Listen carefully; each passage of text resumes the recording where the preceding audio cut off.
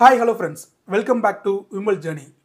இன்றைக்கி நம்மளோட வீடியோவில் எதை பற்றி பேச போகிறோம் அப்படின்னு பார்த்தீங்கன்னா, நான் வீடியோ போட்டு கிட்டத்தட்ட ஒரு 2 மாதத்துக்கு மேலே ஆகுது.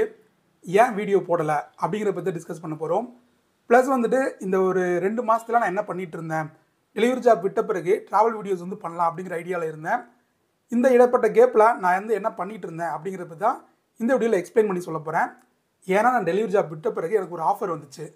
அது என்னன்னு பார்த்தீங்கன்னா, ஒரு யூடியூப் சேனலில் ஓவராலாக அந்த யூடியூப்க்கு கண்டென்ட் ரெடி பண்ணி வாய்ஸ் ஓவர் பண்ணி வீடியோஸ் மேக் பண்ணி அதை அப்லோட் பண்ணி அதோட எல்லா ஒர்க்கும் நம்ம முடித்து அந்த ஃபுல் யூடியூப்பையே வந்துட்டு அவங்களோட சேனலே வந்துட்டு நம்ம வந்து ஹேண்டில் பண்ணுற அந்த ஒரு ஜாப் கிடச்சிச்சு. ஸோ அதை தான் நம்ம பண்ணிகிட்டு இருந்தேன். அந்த ஒரு ஜாப்புக்கு வந்து எவ்வளோ இன்கம் வந்துச்சு, அது என்ன மாதிரி போயிட்டு இருந்துச்சு அப்படிங்கிறத ஃபுல்லாத்தையும் இந்த வீடியோ டிஸ்கஸ் பண்ணலாம். சரி வாங்க இன்றைக்கான வீடியோக்குள்ளே போகலாம். யூடியூப்பில் இருந்து ஒரு இன்கம் வர ஆரம்பித்த பிறகு நான் வந்து டெலிவரி ஜாப்பை விட்டுடலாம் அப்படின்னு சொல்லி முடிவு பண்ணிட்டு நம்ம எப்பயுமே ட்ராவல் வீடியோஸ் பண்ணணும் அப்படிங்கிறது நம்மளோட ஆசை. அதனால இனிமேல் ட்ராவல் வீடியோஸ் பண்ணலாம் அப்படின்னு சொல்லிட்டு ஸ்டார்ட் பண்ணியிருந்தேன். அப்படி ஸ்டார்ட் பண்ணி போயிட்டு இருக்கும்போது நமக்கு வந்துட்டு இன்னும் வந்துட்டு நிறைய கண்டென்ட் பண்ணணும்னா பணம் வந்து தேவைப்பட்டுச்சு. அந்த மாதிரி நேரத்தில் எனக்கு தெரிஞ்ச ஒரு காலேஜில் படித்த ஃப்ரெண்டு வந்துட்டு அவரோட சேனலை வந்து ஹேண்டில் பண்ணணும், அதுக்கான கண்டென்ட் வந்து ரெடி பண்ணணும், வாய்ஸ் ஓவர் கொடுத்து வீடியோஸ் ரெடி பண்ணி டேக் டிஸ்கிரிப்ஷன் எல்லாமே முடிச்சு நான் இப்படி என்னோட இப்போ சேனலை வந்து ஃபுல் அண்ட் ஃபுல் ஒர்க் பண்ணிகிட்டு இருக்கணும், அப்படி அவங்களோட சேனலை பண்ணணும் அப்படின்னு சொன்னாங்க. அதுக்கு வந்து ஒரு சேலரியும் தரேன் அப்படின்னு சொல்லியிருந்தாங்க. ப்ளஸ் வந்து அவங்களோட சேனலும் ட்ராவல் ரிலேட்டடாக இருக்கிறதுனால நாம் வந்து அதில் ஒர்க் பண்ணோன்னா நமக்கு ட்ராவல் ரிலேட்டடாக யூஸ் ஆகும் அப்படின்னால அந்த ஒரு ஒர்க்கை வந்து நான் அக்செப்ட் பண்ணேன். அதே சமயம் அவங்களும் என்ன சொல்லியிருந்தாங்க, நான் இப்போ தான் டெவலப் பண்ணிட்டு வர்றோம், அதனால ஒரு 3 மாதம் எனக்கு சப்போர்ட் பண்ணுங்கள், சேனல் டெவலப் ஆக நம்ம வந்து இந்த சேலரி வந்து இன்க்ரீஸ் பண்ணிக்கலாம் அப்படிங்கிற மாதிரி சொல்லியிருந்தாங்க. நான் வந்து நார்மலாக இப்போ நம்ம வீடியோ பண்ணிகிட்டு இருக்கோம்ல, நம்ம சேனலில் அந்த எஃபர்ட்டை நம்ம போட்டு வீடியோஸ் ரெடி பண்ணி போட்டாலே அவங்க கொடுக்குற காசை விட நமக்கு வந்து அதிகமாக தான் வரும். இதுக்கான அமௌண்ட் எவ்வளோ இருக்கும் அப்படிங்கிறத பார்க்குறதுக்கு முன்னாடி நான் என்ன மாதிரியான ஒர்க் பண்ணேன் அப்படிங்கிறத பற்றி எக்ஸ்பிளைனாக சொல்லிடுறேன். நான் வந்து ஒரு மாதத்துக்கு 3 வீடியோஸ் பண்ணணும், ப்ளஸ் 4 ஷார்ட்ஸ் பண்ணணும். இதுதான் அந்த ஒரு ஒர்க்கோட கமிட்மெண்ட். இதை வந்து நம்ம மாதம் மாதம் தொடர்ந்து பண்ணிடணும். இதுக்கு வந்து அவங்க வந்து ஒரு ரஃபாக ஒரு கண்டென்ட் கொடுத்துருவாங்க. அவங்க வந்து இது இப்படி இருக்குது, இந்த பிளேஸ்லாம் வந்து அதில் கவர் ஆகும் அப்படிங்கிற மாதிரி நம்ம வந்து சொல்லணும் அப்படின்னு சொல்லிட்டு ஒரு ரஃபாக கொடுத்துருவாங்க. அதை கொஞ்சம் நம்ம டெவலப் பண்ணி நம்ம ஸ்டைலில் ஒரு வாய்ஸ் ஓவர் ரெடி பண்ணணும். அது ரிலேட்டடாக நம்ம ஃபோட்டோஸ் வீடியோஸ் ரெடி பண்ணி அதை ஒரு வீடியோவாக மாற்றணும்.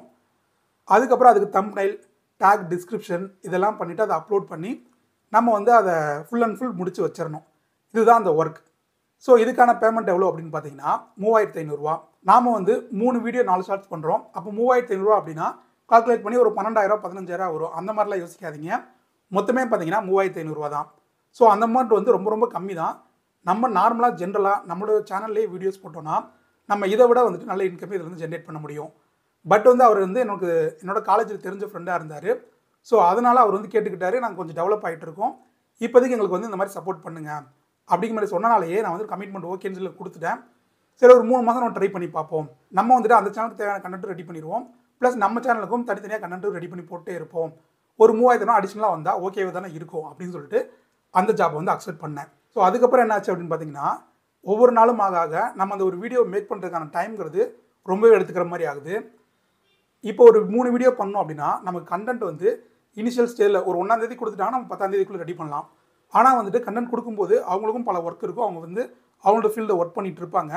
அதனால் கண்டென்ட் கொடுக்கும்போது அதோட ஃபுல் இன்ஃபர்மேஷனாக கொடுத்து முடிக்கும்போது ஆல்மோஸ்ட் பார்த்தீங்கன்னா 10 தேதி ஆயிடும் ஃபஸ்ட் வீடியோ கொடுக்குறதுக்கே. நம்ம வந்து அடுத்த ஒரு 4 நாளுக்குள்ளே ரெடி பண்ணலாம் அப்படின்னு சொல்லிட்டு நைட்டு ஃபுல்லாக முழிச்சிருந்து அப்படிலாம் வாய்ஸ் ஓவர் கொடுத்து பிக்சர்லாம் ரெடி பண்ணி எல்லாத்தையும் மேக் பண்ணி முடிக்கிறதுக்கு 1 டே ஃபுல்லாக முழிச்சிருக்க மாதிரி இருக்கும். வாய்ஸ் ஓவர்லாம் கொடுத்து ரெடி பண்ணுறதுக்கு ஒரு 4லேருந்து 5 நாள் ஆயிரும். ஸோ இந்த மாதிரி ஆகுறதுனால நமக்கு வந்து ப்ரெஷர் அதிகமாயிரும். ஸோ இந்த டைம்குள்ளே முடிக்கணும், இந்த 3 வீடியோ முடித்தா தான் நம்ம கொடுத்த கமிட்மெண்ட் நம்ம இதில் வந்து ஃபில்ஃபில் பண்ண முடியும் அப்படிங்கிற மாதிரி ஒரு ப்ரெஷர் வந்து எனக்கு தெரியாமல் எனக்குள்ளே பில்ட் ஆகிட்டே இருந்துச்சு. ஸோ அதில் பண்ணிகிட்டே இருக்கும்போது அடுத்த இந்த ஒரு வீடியோ முடித்த பிறகு நம்ம கொஞ்சம் ஃப்ரீயாக ரிலாக்ஸ் ஆகணும் அப்படின்னு சொல்லிட்டு நான் திரும்பவும் வந்துட்டு யூடியூப் சம்மந்தமாக எதுவுமே பண்ண மாட்டேன். ஸோ அப்போ தான் நம்ம திரும்பவும் அடுத்த வீடியோ பண்ண முடியும். இந்த மாதிரி வந்துட்டு கண்டென்ட் வந்து கொடுக்கும்போது அதுக்கான ஒரு டைமும் எடுத்துக்கும். அவங்க கொடுக்கக்கூடிய அந்த எக்ஸாக்ட் டைமில் அவங்களால கொடுக்க முடியாமல் போயிடும். ப்ளஸ் வந்து அங்கேருந்து நம்ம வீடியோ ரெடி பண்ணும்போது ஒவ்வொரு தடையும் லாஸ்ட் எண்டில் கஷ்டப்பட்டு பண்ணி முடிக்கிற மாதிரி இருக்கும்.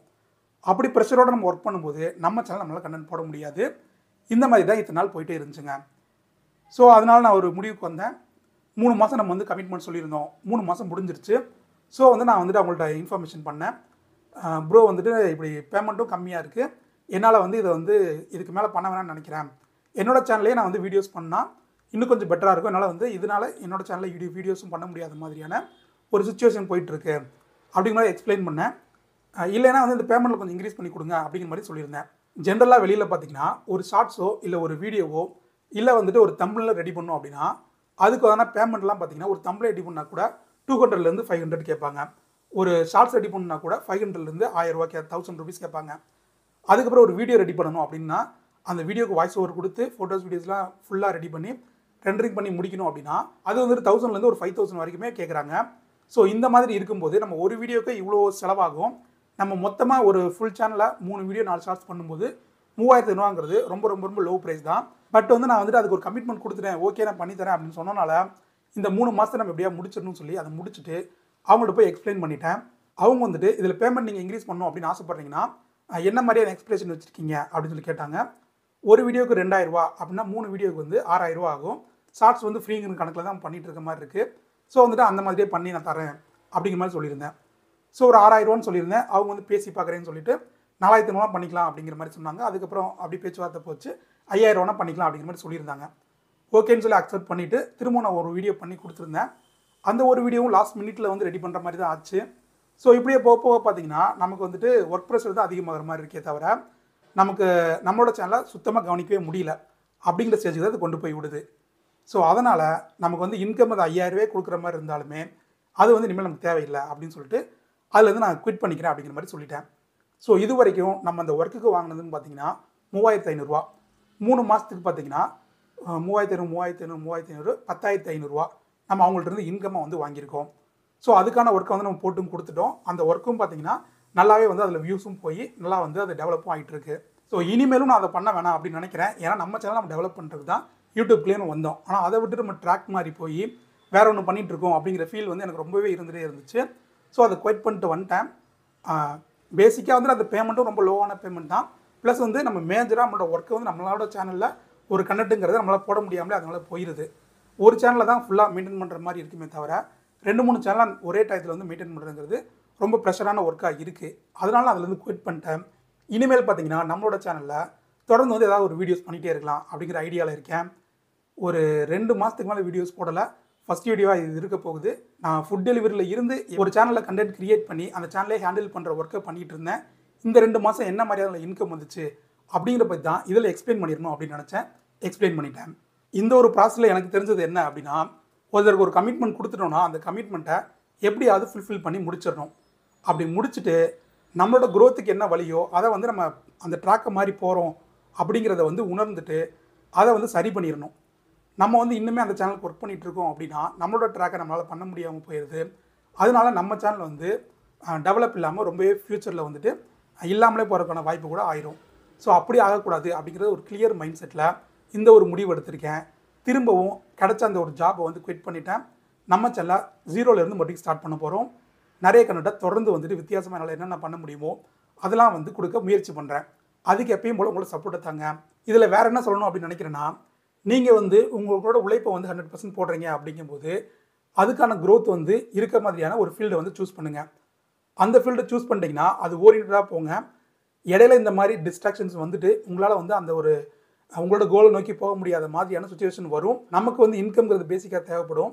அதுக்காக நம்ம யோசிச்சு நம்மளோட ட்ராக்கை விட்டு போனோம் அப்படின்னா ஃப்யூச்சரில் நம்மளோட அந்த கோலை வந்து அச்சீவ் பண்ண முடியாமலே போயிடும். அதனால் யாராக இருந்தாலும் உங்களோட கோலில் தெளிவாக இருங்க. அந்த ஒரு இடத்துல வந்து திரும்பவும் நம்ம ஃபாலோ ஆகிட்டோம் அப்படின்னா திரும்ப அந்த இடத்துல இருந்து ரீஸ்டார்ட் பண்ணி நம்மளோட கோலை நோக்கி போகிறதுக்கான முயற்சியை எடுப்போம். அதில் சக்ஸஸும் ஆகும்.